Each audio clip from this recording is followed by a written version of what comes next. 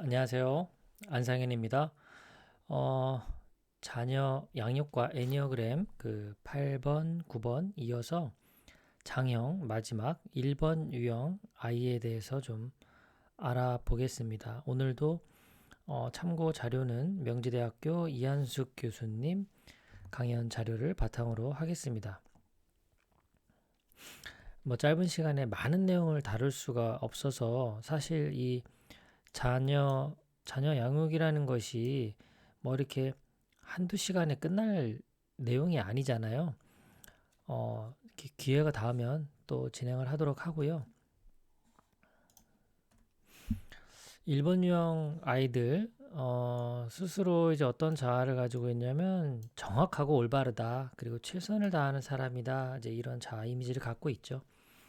이 여러 아이들 유형 중에 이제 이런 어떤 이미지가 비춰지는 아이를 봤을 때 인류형의 그런 에너지를 많이 갖고 있구나라고 짐작을 할 수가 있겠죠. 조금 더 구체적인 특성을 좀 알아보면요. 맡은 일을 정확히 해내는 그런 아이예요. 되게 똑똑합니다. 예, 부지런하고요. 책임감이 강하고요. 이렇게 항상 뭐라고 하나요? 모범생이에요. 쉽게 이야기하면 모범생. 학교 생활할 때 항상 그 뭔가 모범적인 활동을 추구하는 아이들이라고 보면 됩니다. 모범적이니까 뭐 이런 정리 정도는 기본적으로 따라가죠. 솔선수범하려고 하고 맡은 일은 최선을 다하려고 하고 다른 사람들을 다른 사람들을 실망시키려고 하지 않죠. 기본적으로 이런 아이들은 부모님한테도 정말 그 이 부모님을 기쁘게 해드리기 위해서 최선을 다합니다. 뭔가 부모님이 시킨 일 이런 것들 끝까지 해내려고 노력하고 이제 끝까지 해내려고 노력하다가 잘 안 되니까 거기서 오는 스트레스가 많죠. 이 1번 유형 아이들은 자기가 뜻한 대로 잘 안 될 때 계속해서 더 반복해서 해결하려고 하는데 그것조차 잘 안 되고 자꾸 실수하고 틀리고 이러면 거기서 오는 스트레스를 많이 받으면서 굉장히 머리 아파하는 그런 아이들이라고 보면 돼요. 그리고 또 이렇게 뭔가 책임감 있고 올바르게 하려고 하는 이 성향은 나만 그런 게 아니라 다른 사람도 그렇게 해야 돼요. 그렇게 하는 것이 올바른 거거든요. 그렇기 때문에 첫 번째는 자기 자신이 올바르지 못하니까 실수에 대해서 짜증을 내고 그리고 다른 사람들도 가르치고 올바르게 되도록 수정해 주려고 해요. 그러다 보니까 어, 지적을 한다든가 잔소리를 한다든가 마치 사감 선생님 뭐 어떤 교사와 같이 이렇게 가르치려고 하는 그런 경향들이 있죠. 어, 제 딸아이 같은 경우도 이 일유형의 그런 에너지를 갖고 있어서 어, 저희 부모 입장에서 이제 딸아이를 가르치려고 뭐라고 이제 얘기를 하잖아요. 저기 뭐 유라야, 이렇게 이렇게 해야 돼라고 말을 하면 그거를 또 잘 기억했다가 나중에 저희한테 써먹어요. 어? 뭐 예를 들어 골고루 먹어야 된다 반찬을 그러면 이제 저희가 먹다 보면 이제 저희들도 먹기 싫은 반찬이 있을 수 있잖아요. 그러면 그렇게 응? 그 골라서 먹으면 안 된다고 키가 크려면 골고루 먹어야 된다고 엄마도 이제 그렇게 하면 키 안 큰다고 뭐 이러면서 오히려 저희들을 가르칩니다. 이렇게 좀 일유형의 성향이라고 볼 수가 있죠. 자, 인류형의 아이들은 이제 인간관계를 어떤 식으로 하냐? 뭐 기본적으로 이 예의를 갖추려고 하죠. 그러니까 이 예의에 어긋났을 때 친구들과 갈등이 일어날 겁니다. 그리고 이제 스스로 이렇게 독립적으로 하려고 하고요. 뭐든지 최선을 다합니다. 좀 인류형 아이들의 좀 단점이라고 한다면 너무 이제 진지한 거죠. 매사를 이렇게 좀 쉽게 쉽게 가볍게 가볍게 바라보지 못하는 뭐든지 좀 진지하고 진중하고 이제 이런 것들. 잘못한 사람은 벌을 받아야 한다는 생각. 이제 이렇기 때문에 또 뭐 선생님한테 이런 것들을 좀 낱낱이 보고할 수도 있겠죠. 응? 누구 아이는 이렇게 잘못했다. 누구는 이렇게 잘못했다. 그리고 잘못한 사람은 또 벌을 받아야 하는, 스스로도 그렇게 생각하고 다른 사람도 그렇게 생각하고, 올바른 사람이 되어야 되는데 올바른 사람으로서의 행동을 하지 못하면 그에 따른 어떤 대가를 치러야 되는, 그런 생각들을 갖고 있어요. 인류형이. 어린 시절에 보면 되게 조숙하다는, 좀 애어른 같다라는 그런 소리도 많이 들어요. 그 어른처럼 행동하려고 하는 거죠. 사실 여기에 나온 이 단어들, 그 자아 이미지, 뭐 최선을 다한다, 부지런하다, 책임감, 올바름, 정리정돈, 뭐 이런 거, 예의범절, 이런 모든 단어들의 특징들을 뽑아보면 이게 다 어른들이 하는 얘기잖아요. 그러니까 인류형은 마치 그런 어른스러운 아이라고 보시면 되죠. 항상 이렇게 모범이 되는, 타의 모범이 되는 그런 아이들이라고 보면 될 것 같습니다. 자, 이런 아이들은 그러면 그 학습적인 면에서는 어떨까? 인류형 아이는 기본적으로 이 공부에 대한 부분을 좀 잘하는 아이들이 많죠. 아무래도 학생 본분이 공부를 하는 것이다라는 그런 개념들이 이렇게 전달이 되면 자기가 맡은 부분에 대해서는 최선을 다하려고 하다 보니까 아무래도 공부를 좀 잘하는 그런 학생이 되려고 노력을 하는 그런 아이들이 많죠. 좀 우수한 학생이 되려고 노력하는. 다만 이제 너무 완벽하려고 해서 좀 어려움이 생기기도 합니다. 음, 좀 사소한 것에 목숨 건다. 이런 표현들이 인류형에게 좀 맞는 그런 이 문구가 될 수도 있는데요. 이제 자칫하다 보면은 이제 이 완벽하려고 하는 것이 어떤 전체를 다 바라보고 그 숲과 나무를 보면서 완벽을 추구하면 전체적인 어떤 결과물들이 좋은 쪽으로 나타날 수가 있는데, 정말 그 완벽하려고 하는 것이 사소한 쪽으로 갔을 때에는 소모적인 부분도 많아요. 그러니까 뭐 줄을 맞춘다거나 글자 간격을 맞춘다거나, 뭔가 그 틀린 어떤 뭐 어법에 맞지 않는 거를 골라낸다든가 뭐 이런 것들이 사실은 전체적으로 핵심을 파악하고 핵심을 정리하고 하는 그런 것들이 더 중요한 그런 상황에서조차 그렇게 꼼꼼하게 뭐 이렇게 마침표를 잘 찍었나, 틀린 글자는 없나, 이렇게 이제 사소한 것에 매달리다 보면 효율적이지 않을 수도 있죠.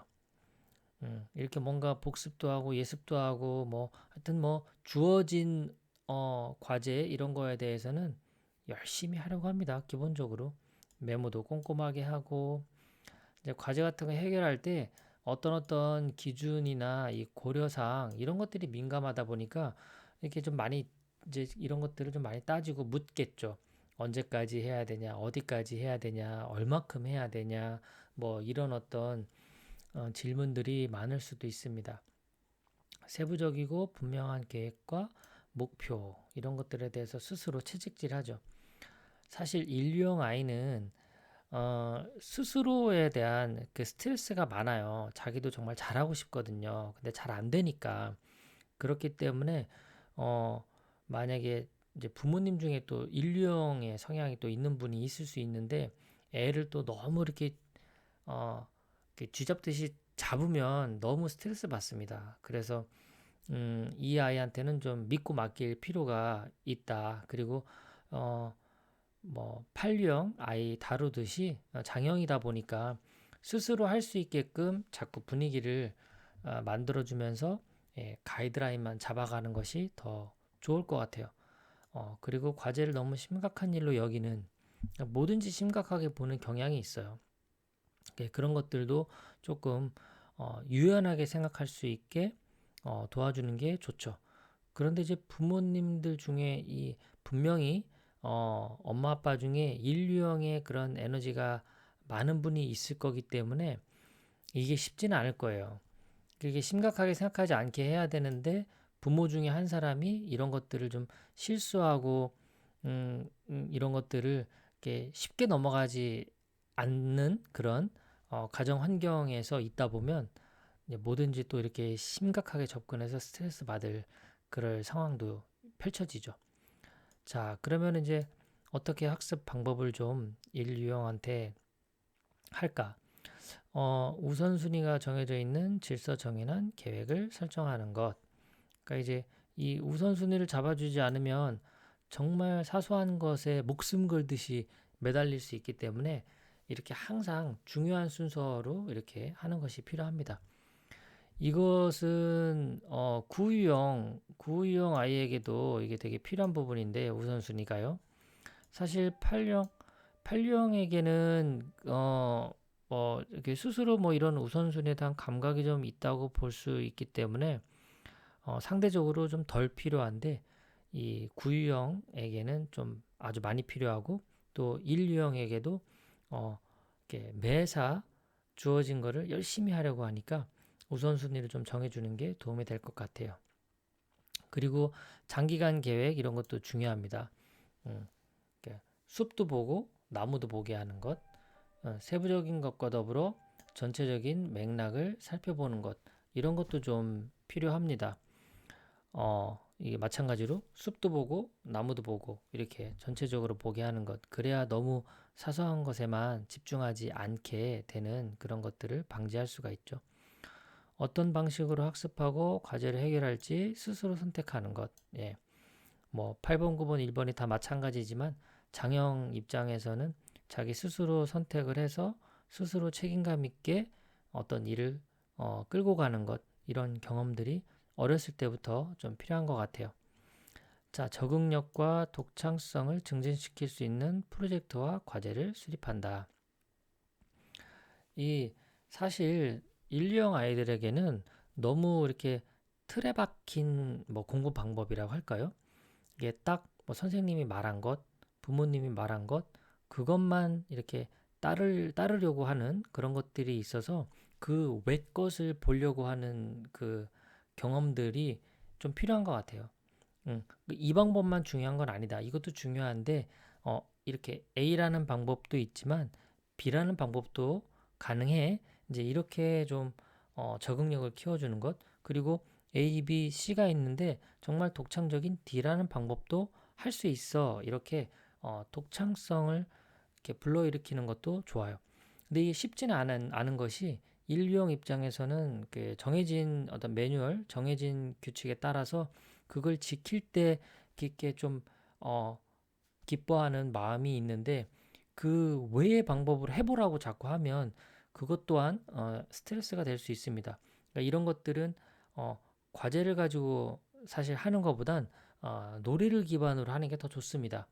음, 블럭 쌓기를 한다 그러면 정해진 매뉴얼은 밑바닥부터 이렇게 쌓아 올리는 방법이 있을 수 있겠지만 이렇게 안 하고 정말 반대로 해서도 멋진 작품이 나올 수 있다라고 이렇게 좀 다른 방법, 다른 루트 이런 것들을 인식할 수 있게끔 경험할 수 있게끔 놀이를 통해서 먼저 하는 것이 좀 더 편안하게 다가가지 않을까 싶어요.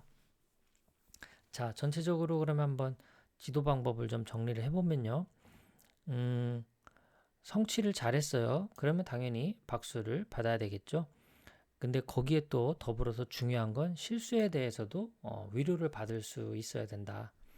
그리고 공정한 어떤 대접, 공평한 처리, 존중 이런 것들이 좀 필요하다라고 볼 수가 있고요. 원칙과 도덕을 중요하게 여기는 그 마음을 받아주는 것.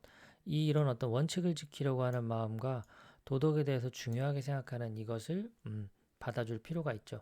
근데 부모님들 중에 이 코드가 맞을 수도 있고 안 맞을 수도 있어요. 이제 이럴 때 아이가 또 이 갈등이 벌어질 수가 있는 거죠. 나는 그러니까 만약에 부모가 뭐 되게 유연한 사고를 가지고 있는 사람이라면 아이 입장에서는 어, 예를 들어서 아침에 학교 가를 준비를 할 때 어떤 이렇게 A, B, C, D, E라는 원칙에 맞춰서 딱딱딱 준비하고 싶어요. 그런데 그런 원칙을 뭐 지키기보다는 좀 더 효율적인 방법, 뭐 유연하게 그냥 이렇게 하는 부모를 만나게 되면 이게 안 지켜질 때의 그 스트레스가 있거든요.